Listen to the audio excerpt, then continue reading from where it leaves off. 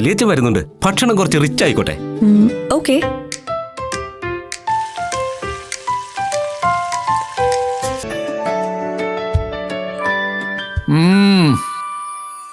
നല്ല രുചി, ലഘുവാണ്.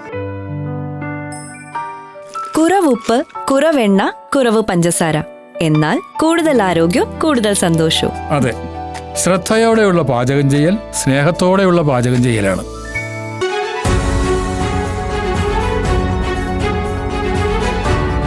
ചെറുതുരുത്തി കോഴിമാമ്പറമ്പ് പൂരത്തിനിടെ സംഘർഷം. കണ്ടാലറിയാവുന്ന 6 പേർക്കെതിരെ ചെറുതുരുത്തി പോലീസ് കേസെടുത്തു.